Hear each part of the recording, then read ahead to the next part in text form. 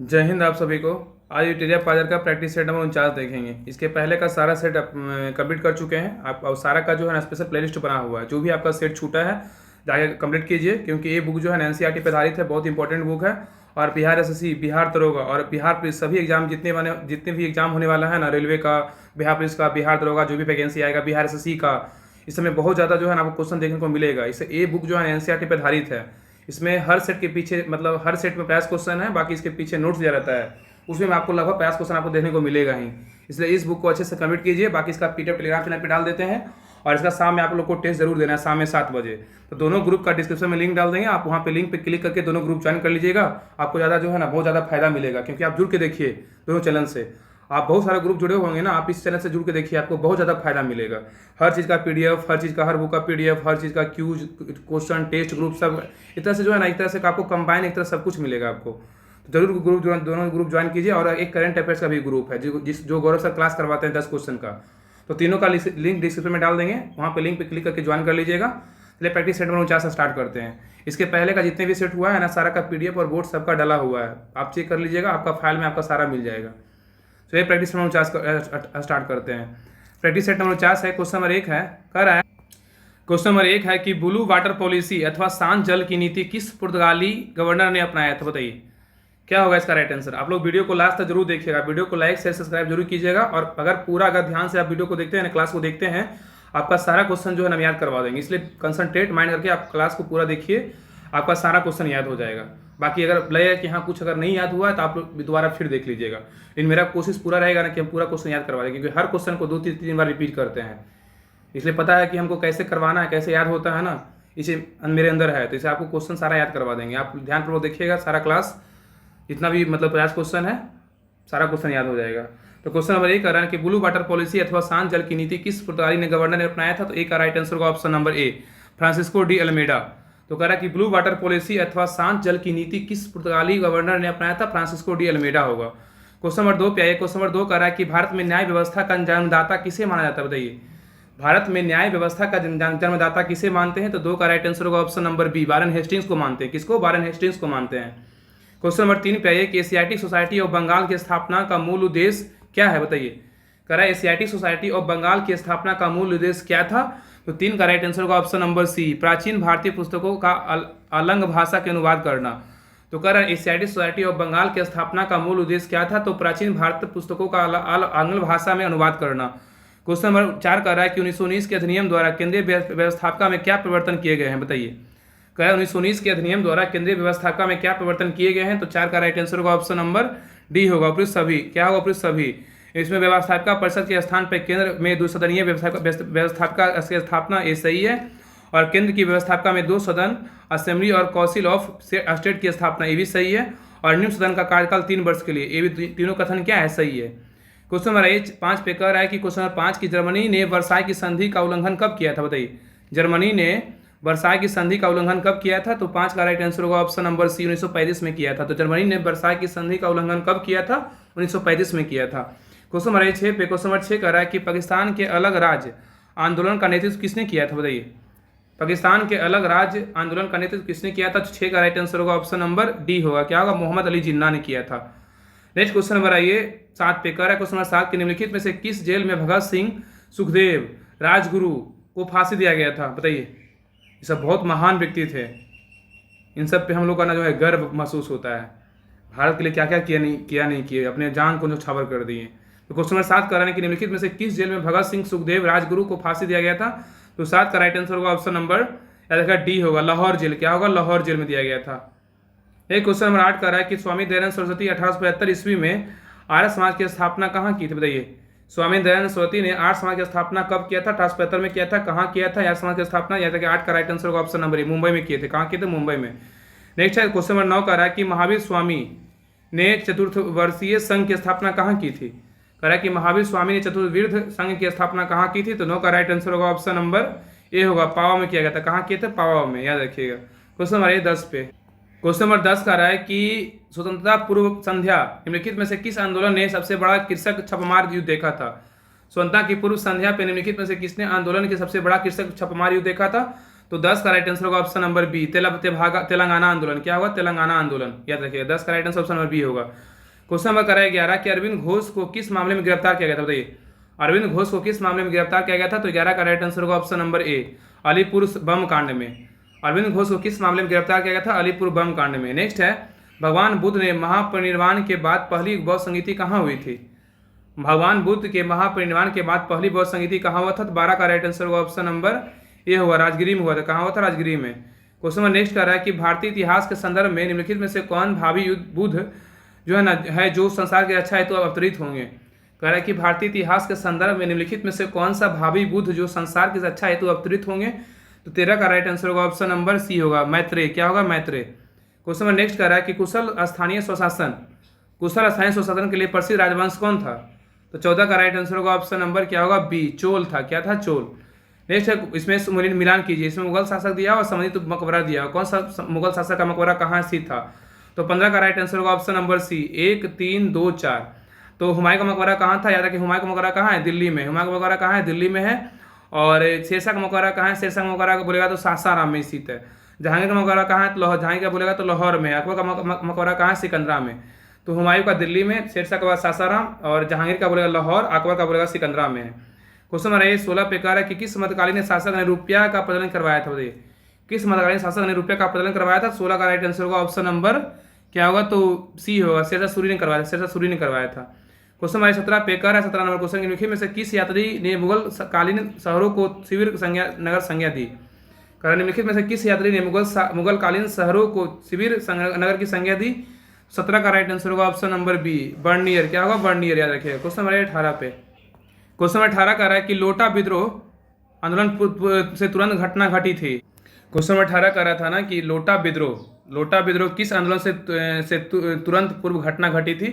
लोटा विद्रोह किस आंदोलन से तुरंत पूर्व घटना घटी थी? याद रखिए, 18 का राइट आंसर होगा ऑप्शन नंबर डी होगा। क्या होगा? 1857 क्रांति के पूर्व घटी थी, 1857 की क्रांति। नेक्स्ट है, क्वेश्चन नंबर 19 कह रहा है कि दिल्ली के बादशाह को लाल किला खाली करने और कुतुब मीनार पर जाकर रहने की आज्ञा देने वाले भारत के गवर्नर जनरल और संबंधित बादशाह का जोड़े का चयन करें। कह रहा है दिल्ली के बादशाह को लाल किला खाली करने और कुतुब मीनार पर जाकर रहने की आज्ञा देने वाले भारत के गवर्नर जनरल और संबंधित बादशाह के जोड़े का चयन करें। तो 19 का राइट आंसर होगा ऑप्शन नंबर डी होगा। क्या होगा? डी, लॉर्ड डलहौजी और बहादुर शाह द्वितीय। लॉर्ड डलहौजी, बहादुर शाह द्वितीय। नेक्स्ट क्वेश्चन पे कह रहा है कि RN मल्होत्रा कमेटी का संबंध किससे है? बताइए, RN मल्होत्रा कमेटी का संबंध किससे है? तो 20 का राइट आंसर होगा ऑप्शन नंबर सी, बीमा क्षेत्र से। RN मल्होत्रा कमेटी का संबंध किससे है? बीमा क्षेत्र से है। क्वेश्चन नंबर 21 कह रहा है कि जैव विविधता के साथ मनुष्य के परंपरागत जीवन के संरक्षण के लिए सबसे महत्वपूर्ण रणनीति निम्नलिखित में से किस एक की स्थापना करने में निहित है? कह रहा है कि जैव विविधता के साथ साथ मनुष्य के परंपरागत जीवन के संरक्षण के लिए सबसे महत्वपूर्ण रणनीति निम्नलिखित में से किस एक की स्थापना करने में निहित है? तो 21 का राइट आंसर होगा ऑप्शन नंबर बी होगा, जीव मंडल निश्चय रिजर्व। क्या होगा? जीव मंडल निश्चय रिजर्व। क्वेश्चन नंबर 22 पे कह रहा है कि जब कुल उपयोगिता अधिकतम होगा तो सीमांत उपयोगिता कितना होगा? बताइए। अच्छा क्वेश्चन इकोनॉमिक्स का है। कह रहा है कि जब कुल उपयोगिता अधिकतम होगा तो सीमांत उपयोगिता क्या होगा? तो 22 का राइट आंसर होगा ऑप्शन नंबर 22 का सी होगा, शून्य होगा। क्या होगा? शून्य। जब कुल उपयोगिता अधिकतम होगा तो सीमांत उपयोगिता क्या होगा? तो शून्य होगा। क्वेश्चन कर रहा है 23 कि कौन सा रीट किसी अवैध व्यक्ति से सरकारी पद को बचाने के लिए जारी किया जाता है? कह रहा है कौन सा रीट जो है ना किसी अवैध व्यक्ति से सरकारी पद को बचाने के लिए जारी किया जाता है? तो 23 का राइट आंसर होगा ऑप्शन नंबर डी, अधिकार परीक्षा होगा। क्या होगा? अधिकार परीक्षा। क्वेश्चन नंबर 24 कर रहा है कि निम्नलिखित में से किसकी सलाह पर पराया राज्य में राष्ट्रपति शासन जो है ना लागू किया जाता है? बताइए। कह रहा है कि निम्नलिखित में से किसकी सलाह पे पराया राज्य में राष्ट्रपति शासन लागू किया जाता है? तो 24 का राइट आंसर होगा ऑप्शन नंबर बी, गवर्नर का सिफारिश पे करते हैं। गवर्नर, याद रखिए, गवर्नर के सलाह पे करते हैं। क्वेश्चन नंबर 25 पे कह रहा है कि वर्तमान समय में 9वीं अनुसूची में कुल कितने अधिनियम है? बताइए। वर्तमान समय में 9वीं अनुसूची में कुल कितने अधिनियम है? तो 25 का राइट आंसर होगा ऑप्शन नंबर डी, 284 अधिनियम है। कितने? 284 अधिनियम। क्वेश्चन नंबर 26 की संविधान के किस अनुच्छेद के तहत संसद वर्तमान राज्यों के क्षेत्रों, सीमाओं या नाम परिवर्तन कर सकता है? कह रहा है कि संविधान के किस अनुच्छेद के तहत संसद वर्तमान राज्यों के क्षेत्रों, सीमाओं या नामों परिवर्तन कर सकता है? तो 26 का राइट आंसर होगा ऑप्शन नंबर सी, अनुच्छेद 3 होगा। क्या होगा? अनुच्छेद 3। नेक्स्ट क्वेश्चन में 27 कर रहा है कि संविधान के पंचायतों का विघटन के प्रावधान संबंधित सत्य कथन की पहचान कीजिए। कह रहा है कि संविधान में पंचायतों के विघटन के प्रावधान से संबंधित सत्य कथन की पहचान कीजिए। तो 27 का राइट आंसर होगा ऑप्शन नंबर बी। क्या होगा? विघटन का उल्लेखनीय नहीं किया गया। क्या होगा?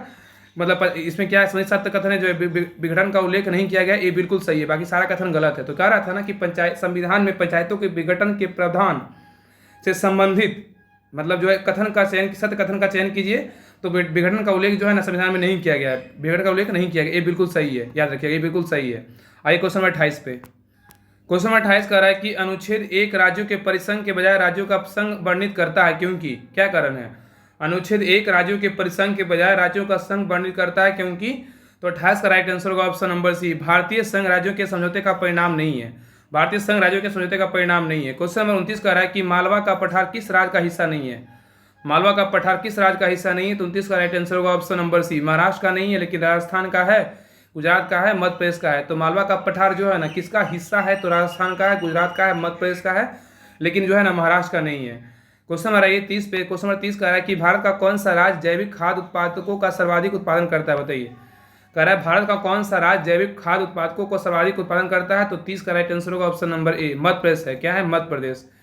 क्वेश्चन नंबर 31 पे ये कह रहा है कि भारत में टाइगर राज्य के नाम से टाइगर स्टेट किसको बोलते हैं? सबको पता है, मध्य प्रदेश को बोलते हैं। ऑप्शन नंबर डी है, 31 का right answer option number D है। 22 नंबर क्वेश्चन कह रहा है कि निम्नलिखित नदियों में से कौन सी विषुवत रेखा को 2 बार जो है ना पार करती है? कौन सी नदी जो है ना विषुवत रेखा को 2 बार पार करती है? तो 32 का राइट आंसर होगा ऑप्शन नंबर ए, जायरे नदी है। क्या है? जायरे नदी। नेक्स्ट है क्वेश्चन नंबर 33 कह रहा है कि इनमें से कौन सी घाटी हिमालय क्षेत्र में स्थित है? बताइए, इनमें से कौन सी घाटी जो है ना हिमालय क्षेत्र में स्थित है? तो 33 का राइट आंसर होगा ऑप्शन नंबर सी होगा, फूलों की घाटी है। याद है, फूलों की घाटी कहाँ? उत्तराखंड में स्थित है। नेक्स्ट कह रहा है कि 24 नंबर क्वेश्चन कह रहा है इनमें से पहाड़ियों का उत्तर से दक्षिण का सही क्रम बताइए। कह रहा है इनमें से पहाड़ियों का जो सही है ना उत्तर से दक्षिण क्रम, सही क्रम बताइए।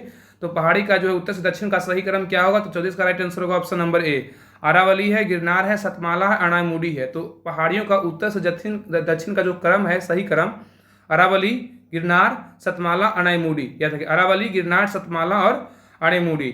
नेक्स्ट क्वेश्चन नंबर 25 कह रहा है कि उत्तर पूर्वी मानसून में सबसे अधिक वर्षा प्राप्त करने वाला राज्य कौन सा है? उत्तर पूर्वी मानसून से सबसे अधिक वर्षा प्राप्त करने वाला राज्य कौन सा है? तो 35 का राइट आंसर होगा ऑप्शन नंबर सी होगा, तमिलनाडु है। क्या है? तमिलनाडु। क्वेश्चन नंबर 36 है, कह रहा है कि बैलाडीला का खान किसके लिए प्रसिद्ध? बताइए, बैलाडीला की खान किसके लिए प्रसिद्ध है? 36 का राइट आंसर होगा ऑप्शन नंबर क्या होगा? तो याद रखिए ए होगा, लॉ एस के लिए। बैलाडीला खान जो है ना ये लॉ एस के लिए प्रसिद्ध है। नेक्स्ट है क्वेश्चन नंबर 37 कह रहा है कि इनमें से कौन सा शहर मेगा सिटी के अंतर्गत नहीं आता है? बताइए, कौन सा शहर ऐसा है ना जो मेगा सिटी के अंतर्गत नहीं आता है? तो 37 का राइट आंसर होगा ऑप्शन नंबर क्या होगा? तो डी याद रखिए, डी। चेन्नई जो है ना मेगा सिटी के अंतर्गत नहीं है, लेकिन दिल्ली है, कोलकाता है, मुंबई, ये सब मेगा सिटी के अंतर्गत आता है। दिल्ली, मुंबई, कोलकाता ये सब मेगा सिटी के अंतर्गत आता है, लेकिन चेन्नई नहीं आता है। क्वेश्चन नंबर 38 बेकार 38 में क्वेश्चन, शरीर के हृदय की ओर रक्त ले जाने वाली रक्त वाहिनियों को क्या कहा जाता है? शरीर से हृदय की ओर रक्त ले जाने वाली रक्त वाहिनी को क्या कहा जाता है? 38 का राइट आंसर होगा ऑप्शन नंबर बी होगा, सीरा कहते हैं। क्या कहते हैं? सीरा। नेक्स्ट क्वेश्चन 39 कर रहा है कि सफेद फेफड़ा रोग किस उद्योग के मजदूरों से अधिक होता है? सफेद फेफड़ा रोग किस उद्योग के मजदूरों में अधिक होता है? तो 39 का राइट आंसर होगा ऑप्शन नंबर ए, रुई उद्योग। क्या होगा? रुई उद्योग। क्वेश्चन नंबर 40 पे। क्वेश्चन नंबर 40 कर रहा है कि निम्नलिखित में से कौन मानव गुर्दे का समान कार्य नहीं है? बताइए, कह रहा है कि निम्नलिखित में से कौन मानव गुर्दे का समान कार्य नहीं है? तो 40 का राइट आंसर होगा ऑप्शन नंबर याद रखिए ए होगा, रक्त में शर्करा की मात्रा का नियंत्रण करना। ये मानव गुर्दे का जो है ना समान कार्य नहीं है, लेकिन समान कार्य कौन कौन है? तो यूरिया को छानकर बाहर करना, ये मानव गुर्दे का काम है। क्या है? हार्मोनों का स्रवण करना, ये क्या है? तो मानव गुर्दे का काम है हार्मोनों का स्रवण करना, और रक्त में जल की मात्रा का नियंत्रण करना। ये तीनों काम जो है ना मानव गुर्दे का समान कार्य है, लेकिन रक्त में शर्करा की मात्रा का नियंत्रण करना मानव गुर्दे का काम नहीं है। लेकिन यूरिया को छानकर बाहर करना और हार्मोन का स्रवण करना और रक्त में जल की मात्रा का नियंत्रण करना, ये सभी जो है ना मानव गुर्दे का सामान्य काम है। क्वेश्चन 41 कह रहा है कि वृक्क रोग किस प्रदूषण के कारण मानवों में होता है? बताइए, वृक्क रोग किस प्रदूषण के कारण प्रदूषण के कारण मानवों में होता है? तो 41 का राइट आंसर होगा ऑप्शन नंबर डी होगा, कैडमियम। क्या हो? कैडमियम। क्वेश्चन नंबर 42 पे कह रहा है कि न्यूनतम संभव तापमान कितना हो सकता है? बताइए, न्यूनतम संभव तापमान कितना हो सकता है? 42 का राइट आंसर होगा ऑप्शन नंबर डी होगा। क्या होगा? डी, -273 डिग्री सेल्सियस है। नेक्स्ट है क्वेश्चन नंबर 43 कर रहा है कि अंतरिक्ष यात्री अंतरिक्ष मतलब स्पेस में सीधा खड़ा नहीं रह सकता है, क्योंकि इसका क्या कारण है? इसका मुख्य कारण क्या है? तो 43 का राइट आंसर होगा ऑप्शन नंबर बी, क्योंकि गुरुत्वाकर्षण अनुपस्थित, वहाँ पे गुरुत्वाकर्षण नहीं होता है। तो अंतरिक्ष यात्री अंतरिक्ष स्पेस में सीधा खड़ा नहीं रह सकता है, क्योंकि क्या कारण है? तो गुरुत्वाकर्षण अनुपस्थित होता है वहाँ पर। नेक्स्ट क्वेश्चन में 44 कर रहा है कि जब लाल हरा नीला प्रकाश पुंज की किसी एक बिंदु पर पड़े तब संयुक्त विकास प्रकाश दिखेगा। कह रहा है कि जब लाल हरा एवं नीला प्रकाश पुंज किसी एक बिंदु पर पड़े तब संयुक्त प्रकाश दिखेगा।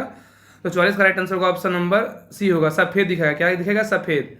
नेक्स्ट है, इनमें से क्या होता है यदि साधारण नमक पानी में मिलाया जाएगा। इनमें से क्या होगा यदि साधारण नमक पानी में मिलाया जाएगा। 45 का राइट आंसर होगा ऑप्शन नंबर बी होगा। क्या होगा? क्वथनांक बढ़ेगा, गलनांक घटेगा। इनमें से क्या होगा यदि साधारण नमक पानी मिलाएंगे तो क्वथनांक बढ़ेगा, गलनांक घटेगा। क्वेश्चन नंबर 46 कह रहा है कि दीर्घ रेडियो तरंग पृथ्वी के वायुमंडल के किस सतह पर परिवर्तित होता है, बताइए। कह रहा है कि दीर्घ रेडियो तरंग पृथ्वी के वायुमंडल के किस सतह पर परिवर्तित होता है। तो 46 का राइट आंसर होगा ऑप्शन नंबर सी, आयन मंडल है। क्या है? आयन मंडल। क्वेश्चन नंबर 47 पे कह रहा है कि 100 वाट का इलेक्ट्रिक बल्ब 100 घंटा जलता है। 100 वाट का इलेक्ट्रिक बल्ब है, 10 घंटा जलता है, 10 घंटा जलता है। इसके द्वारा कितना इलेक्ट्रिसिटी बिल आएगा यदि उपभोग में 6 रुपये प्रति यूनिट हो। कह रहा है ना कि 100 वाट का इलेक्ट्रिक बल्ब है, वो 10 घंटा जलता है, इनमें इसके द्वारा कितना इलेक्ट्रिसिटी बिल आएगा यदि उपभोग दर जो है 6 रुपये प्रति यूनिट होगा। तो 47 का राइट आंसर ऑप्शन नंबर ए, 6 रुपया होगा। क्या होगा? 6 रुपया। नेक्स्ट है, ट्रांसफार्मर परिवर्तन करने की एक युक्ति है। क्या है? ट्रांसफार्मर क्या करता है। तो 48 का right answer option number C है। क्या है? एसी को डीसी में, एसी को एसी में करता है। ट्रांसफार्मर परिवर्तन करने की एक युक्ति है। तो 48 का right answer option number C, AC को एसी में करता है। याद रखिए। क्वेश्चन नंबर ये 49 पे, क्वेश्चन 49 कर रहा है कि BARC क्या है, बताइए। BARC क्या है। तो 49 का right answer option number B Bhabha, भाभा एटॉमिक रिसर्च सेंटर है। कहाँ इसका मुख्यालय कहाँ है? महाराष्ट्र, मुंबई में स्थित है। क्वेश्चन नंबर 50 पे कह रहा है कि शक्कर के घोल का तापमान बढ़ाने से शक्कर का विलेयता क्या होगी। कह रहा है शक्कर के घोल का तापमान बढ़ाने से शक्कर की विलेयता क्या होगी। तो 50 का राइट आंसर होगा ऑप्शन नंबर बी, बढ़ेगा। क्या होगा? बढ़ेगा। शक्कर के घोल का तापमान बढ़ाने से शक्कर की विलेयता क्या होगी। तो बढ़ेगा। याद रखिएगा। अब आइए नोट्स पे, हर सेट के पीछे नोट्स दिया रहता है, इसको अच्छे से ध्यानपूर्वक देखिएगा। बहुत इंपॉर्टेंट नोट्स दिया रहता है हर सेट के पीछे। पहला है प्रशांत महासागर प्रमुख जलधाराएं। प्रशांत महासागर की प्रमुख जलधाराएं क्या क्या है। तो कह रहा है ना कि इसमें है ठंडी जलधारा दिया हुआ है और यहाँ पे गर्म जलधारा है। तो क्वेश्चन दे देगा, ऐसे क्वेश्चन दे देगा ना कि निम्नलिखित में से प्रशांत महासागर की ठंडी जलधारा इनमें से कौन सा है। 3 जगह गर्म का दे देगा, 1 ठंडी का दे देगा, इसमें पहचाना रहेगा। तो याद रखिए, प्रशांत महासागर का ठंडी जलधारा जो है ना, कौन कौन है। तो हम्बोल्ट जलधारा ठंडी जलधारा है। कैलिफोर्निया जलधारा है, ठंडी जलधारा प्रशांत महासागर का है। और क्यूराइल जलधारा जो है ना, ठंडी जलधारा है प्रशांत महासागर का। क्यूराइल धारा क्या है? ठंडी जलधारा है, प्रशांत महासागर की जलधारा है। अंटार्कटिका जलधारा जो है ना, ये भी प्रशांत महासागर का ठंडी जलधारा है। तो कौन कौन है। तो हम्बोल्ट जलधारा है, कैलिफोर्निया जलधारा है, और क्यूराइल जलधारा है, अंटार्कटिका जलधारा, ये सब क्या है? ठंडी जलधारा प्रशांत महासागर का है। अगर पूछे कि प्रशांत महासागर गर्म जलधारा कौन कौन है। क्यूरोसियो जलधारा है, अलास्का जलधारा है, सुसीमा जलधारा है, एल नीनो जलधारा है, ये सब क्या है। तो ये जो है ना प्रशांत महासागर गर्म जलधारा है, कौन कौन है। तो क्यूरोसियो जलधारा, अलास्का जलधारा, सुसीम जलधारा, एल नीनो जलधारा, ये सब क्या है? गर्म जलधारा है प्रशांत महासागर। क्या है? गर्म जलधारा प्रशांत महासागर का है। याद रखिएगा। अब आइए क्वेश्चन नंबर नेक्स्ट पे। नेक्स्ट कर रहा है कि नेक्स्ट पॉइंट है अटलांटिक महासागर की प्रमुख जलधारा है। अटलांटिक महासागर में जो है ना ठंडी जलधारा कौन सा है, गर्म जलधारा कौन सा है। तो याद रखिए, ठंडी जलधारा अटलांटिक महासागर में कौन कौन है। लेब्राडोर जलधारा है, वेनेजुएला धारा है, कनारी जलधारा है, फॉकलैंड जलधारा, ये सब क्या है? अटलांटिक महासागर की ठंडी जलधारा है। तो अटलांटिक महासागर की ठंडी जलधारा कौन कौन है। तो लेब्राडोर जलधारा है, वेनेजुएला जलधारा है, कनारी जलधारा है, और फॉकलैंड जलधारा है। और गर्म जलधारा बोला जाए तो अटलांटिक महासागर कौन कौन है। तो गल्फ पश्चिम जलधारा गर्म जलधारा है, ब्राजील जलधारा गर्म जलधारा है, एमिंजर जलधारा ये गर्म जलधारा है, उत्तरी विश्वतीय रेखीय जलधारा ये भी गर्म जलधारा है। ये किसका है। तो अटलांटिक महासागर का। नेक्स्ट है प्रमुख जल डमरू मध्य है। इसमें जल डमरू मध्य दिया हुआ, समुद्री सागर दिया है। कौन सा सागर के बीच जो है कौन सा जल डमरू मध्य स्थित है। तो याद रखिए, आर्कटिक एवं बेरिंग सागर बोलेगा तो कौन सा जल डमरू है। बेरिंग जल डमरू मध्य है। तो आर्कटिक एवं बेरिंग बोलेगा तो बेरिंग जल डमरू मध्य है। और जिब्राल्टर बोलेगा तो किसके मध्य है। तो किस सागर के मध्य। भूमध्य सागर और अटलांटिक महासागर। जिब्राल्टर बोलेगा तो भूमध्य सागर अटलांटिक महासागर। डोवर बोलेगा तो उत्तरी सागर अटलांटिक महासागर। डोवर जल संधि तो याद रखिए उत्तरी सागर अटलांटिक महासागर। मलक्का बोलेगा तो किसके बीच है। तो जावा सागर और बंगाली खाड़ी। मलक्का जल संधि तो जावा सागर और बंगाली खाड़ी। फ्लोरिडा बोलेगा तो मैक्सिको की खाड़ी और अटलांटिक सागर है। तो फ्लोरिडा की जलधारा बोलेगा तो फ्लोरिडा की जो जल डमरू मध्य है वो मैक्सिको की खाड़ी और अटलांटिक महासागर की जो है ये के बीच स्थित है। पाक बोलेगा तो बंगाली खाड़ी एवं अरब सागर के बीच स्थित है। पाक जल डमरू बोलेगा तो बंगाली खाड़ी अरब सागर। एक बार फिर देखिए, यहाँ पे बोल रहा है बेरिंग, तो आर्कटिक एवं बेरिंग सागर के मध्य है। जिब्राल्टर बोलेगा तो भूमध्य सागर एवं अटलांटिक के मध्य है। डोवर बोलेगा तो उत्तरी सागर अटलांटिक के मध्य है। मलक्का बोलेगा तो जावा सागर बंगाली खाड़ी के मध्य है। फ्लोरिडा बोलेगा तो मैक्सिको खाड़ी एवं अटलांटिक सागर के मध्य है। पाक बोलेगा तो बंगाली खाड़ी एवं अरब सागर के मध्य है। अगर नेक्स्ट पॉइंट बोल रहा है कि मेडागास्कर द्वीप एवं डियागो गार्सिया द्वीप स्थित है कहाँ? हिंद महासागर में है। मेडागास्कर द्वीप एवं डियागो गार्सिया द्वीप की स्थित है कहाँ? हिंद महासागर में है। अब बरमूडा ट्रायंगल स्थित है कहाँ? उत्तरी अटलांटिक महासागर में। बरमूडा ट्रायंगल कहाँ स्थित है? उत्तरी अटलांटिक महासागर में स्थित है। तो ये सेट नंबर था 49। सेट नंबर 49 कंप्लीट हो गया है। इसका शाम में 7 बजे टेस्ट होगा। सबका डेली जो है ना, सबका टेस्ट होता है शाम में 7 बजे। 3 बजे बिहार इसका फुल प्रैक्टिस सेट होता है। तो टेस्ट ग्रुप और पीडीएफ ग्रुप और करेंट अफेयर्स ग्रुप तीनों का डिस्क्रिप्शन में लिंक डाल देंगे, आप लोग ज्वाइन कर लीजिएगा। तो आज यहीं तक रहने देते हैं। आप वीडियो को हर जगह जो शेयर कीजिए, लाइक कीजिए और दोस्तों में भी शेयर कीजिए हर ग्रुप में। तो हम लोग को लिए जो है ना, मेरे लिए एक तरह से जो है ना, एक तरह से आप समझिए कि एक तरह से हेल्प कर रहे हैं। तो ये सब चीज़ जो है ना किया कीजिए, हर जगह ग्रुप में शेयर कीजिए, लाइक कीजिए और वीडियो को पूरा अच्छे से देखिए। आपका सारा क्वेश्चन जो है ना याद हो जाएगा अगर ध्यानपूर्वक देखते होंगे तो आज के यहीं रहने देते हैं। तो नेक्स्ट जो है कल देखेंगे। तो आज के यहीं रहने देते हैं। तब तक के लिए आप लोग को जय हिंद।